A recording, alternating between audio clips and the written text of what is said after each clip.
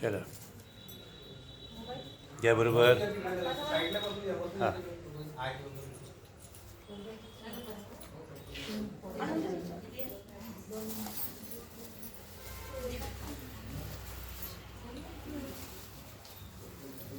यांचं काय नाव होतं? कोणाचं? आईचं? हां सरस्वती. उपासिका सरस्वती. तर त्या काल रात्रीला 11च्या दरम्याने काल कथित झालेले आहे का त्या कोणत्या हॉस्पिटलमध्ये?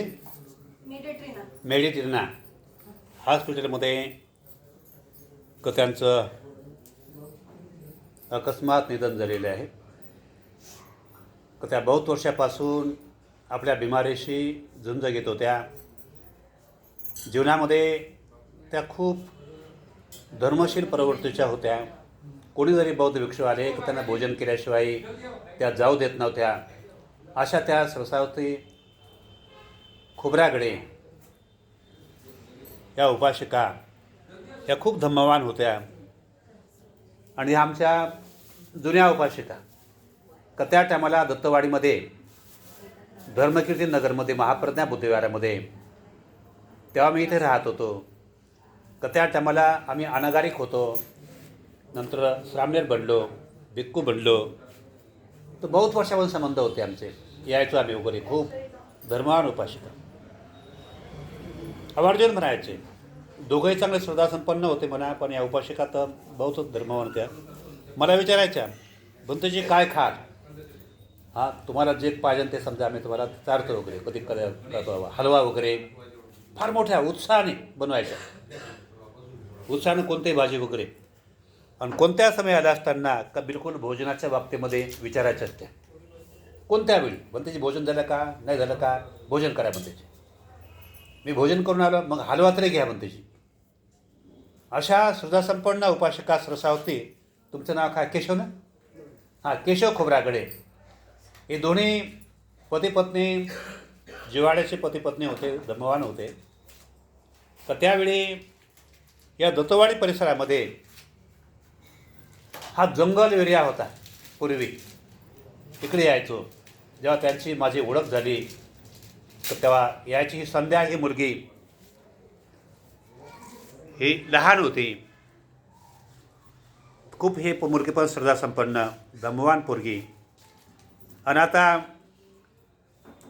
शेवटपर्यंत ती आपल्या आईची सेवा करत राहिली आणि चांगली धम्मवान राहिली. आता मेडिट्रेना हॉस्पिटलमध्ये ही संध्या त्या ठिकाणी होती. ही खोबरागडे आणि काही अजून जण होते तिथे. प्रमोद पण होता तिथे. तर तेव्हा ही आई मरण पावल्या असताना मला बातमी दिली, भंतेजी आई निघून गेल्या, आईचं हार्ट फेल झालं आणि आता समजा काही का त्यांचं तिथे घरी पोचतं करणार आहे, तर तुम्ही या. ऐकून फार दुःख वाटलं, पण एका अर्थाने बरे वाटलं. का त्यांनी मला का त्यांच्या शरीरावर भयंकर जखमा झाल्या होत्या पाठीवरती वगैरे, कारण त्या पडून राहत असतील. का त्यामुळे ते जखमा भयंकर दिसल्या मला त्या. एवढ्या खूप दुःख वाटलं. एवढ्या श्रद्धा संपन्न बौद्ध उपासिका सेवाभाव प्रवृत्तीच्या का त्यांनी एवढी मोठी सेवा केली असताना का त्यांच्या वाट्याला हे दुःख कसं यावं. पण भगवान सम्यक संबोधही म्हणतात, ह्या जन्माचं ह्या वर्तमान कालाचं त्याने काही जरी काही पुण्यकर्म जरी केलं असेल, पण मागच्या जन्माचं काही अकुशल कर्म राहते का त्यामुळे का त्या अकुशल कर्माचं प्रायश्चित हे प्रत्येक व्यक्तीला भोगावं लागते वगैरे. प्रत्येक व्यक्तीला ते भोगावं लागते, चुकत ते वगैरे. या जन्मे जे आपण कुशल कर्म केलेलं आहे, या जन्माचं कुशल कर्म आपल्याला हे तर निश्चित मिळालंच वगैरे. पण जे जे कर्म केलेले आहे, भगवान बुद्ध म्हणतात कर्म हे कधी सोडत नाही माणसाला.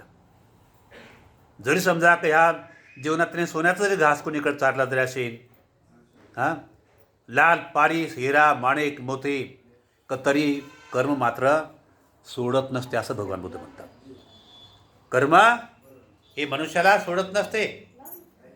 कर्माचं फल मिळतच असते. आणि अनेक कर्म जन्मीचं जे कर्म आहे ते शिल्प्याक असते. कोणत्या जन्मी भरपूर पुण्यकर्म केलं, कोणत्या जन्मी पाप कर्म केलं, कोणत्या जन्मी कशी चर्या होती, कसा स्वभाव होता, का त्या प्रत्येक चर्याचं प्रत्येक स्वभावाचं नुसार ते कर्म बिलकुल शिल्पाक पॅक झालेलं आहे. भगवान सम्यक संबुद्ध काय म्हणतात, भगवान सम्यक संबुद्ध काय सांगतात, की जो मनुष्य नैतिक कर्म करतो किंवा अनैतिक कर्म करतो, या बाबतीत भगवान सम्यक संबुद्ध म्हणतात, काय म्हणतात, मनोपुभम गम्मा धम्मा मनोसेता मनोमया मनस्साचे पदुठ्ठेनांग भासते वा करोति वा ततोणंग दुःखमणवेती चक्कंग व बहतो पदम. या गाथेचा अर्थ काय आहे, सभी धर्म चैतसिक अवस्था है, पहले मन में उत्पन्न होते हैं, मन मुख्य है, वे मनोय है. जब आदमी मलिन मन से बोलता हुआ कार्य करता है तब दुख उसके पीछे पीछे वैसे हो लेता है जैसे गाड़ी के पहिए बैलों के पैरों के पीछे पीछे वैसे हो लेता है. भगवान बुद्ध काय म्हणतात, सर्व धर्म चैतसिक मनातून उत्पन्न होतात. मनामधून पाप कर्म किंवा पुण्य कर्म उत्पन्न होण्याचं उगमस्थान काय आहे, मनच आहे म्हणतात. जर समजा मनामधूनच अकुशल मनाद्वारे जो मनुष्य विचार निर्माण करतो, मनामध्ये किती विकार निर्माण होतात, लोभ निर्माण होतात, द्वेष निर्माण होते, मोह निर्माण होते. हे तिन्ही विकार अकुशल राहतात. हे तिन्ही विकार कसे आहे, अकुशल आहे. तर त्याच्या मनात जर समजा हे 20% लोभ द्वेष मोह वाढला जर असेल तर भगवान बुद्ध काय म्हणतात, तर त्याच्या हातून 3 प्रकारचं शारीरिक अकुशल कर्म होणार. किती, 20%. कोणतं 3 प्रकारे अकुशल कर्म होणार, हत्या करणे, चोरी करणे, व्यभिचार करणे. तर त्याने जर समजा मानसिक 50% अकुशल त्याने आपले लोभ द्वेष मोह वाढवले जर असेल तर तो 50% अकुशल कर्म करत राहील. तर त्याने जर समजा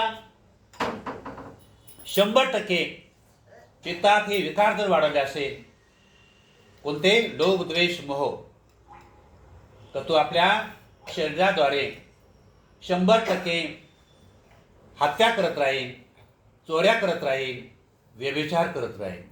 तशाच प्रकारे वाणीद्वारे 4 प्रकारचा अकुशल कर्म करत राहील.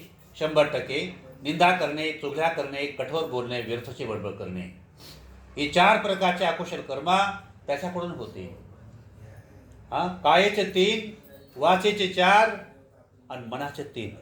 या पापाचं उगमस्थान काय, भगवान बुद्ध म्हणतात, मन आहे. मन हे मन जसं घडवलं गेलेलं आहे, कारण मनामधून आपण जे संस्कार निर्माण करतो, नैतिक मार्गाचे संस्कार किंवा अनैतिक मार्गाचे संस्कार, अनैतिक मार्गाचे जे संस्कार आहे का ते मनुष्याला दुर्गतीला घेऊन जातात.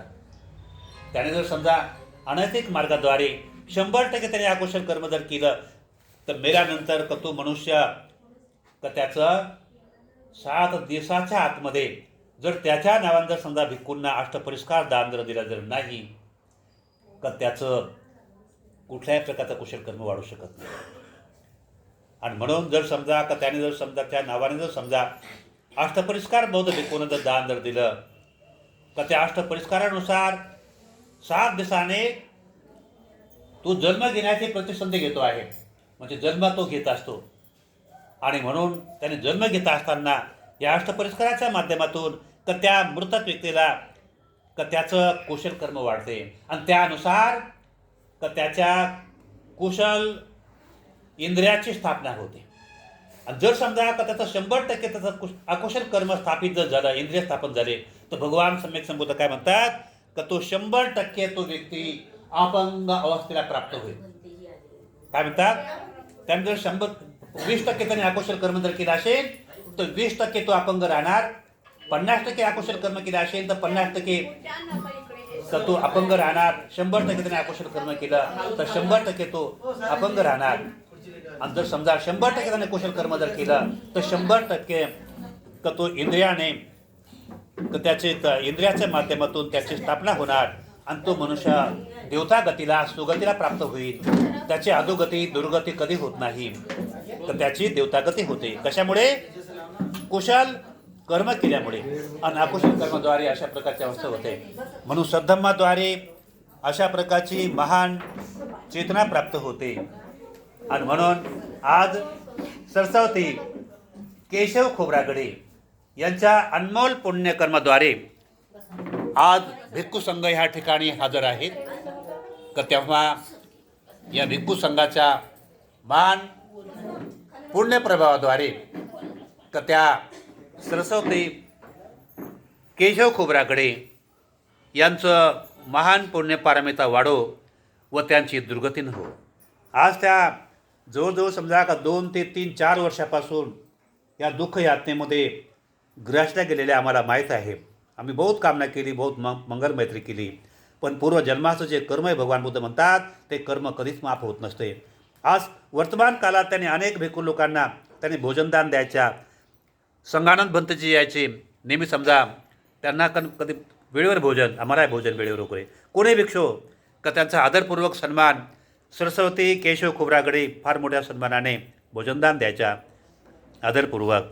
का तेव्हा आज त्यांच्या निमित्ताने भावपूर्ण त्यांना श्रद्धांजली मी व्यक्त करतो. हे त्यांना श्रद्धांजली मी अर्पण करतो. आणि थोडक्यात समजा मी बुद्धाची वंदना करतो. का तेव्हा वंदना करायची होती थोडक्यात. एक लोटा भरून तांदूळ ठेवलं इथं अजून आणायचं का? आणि खाली दिला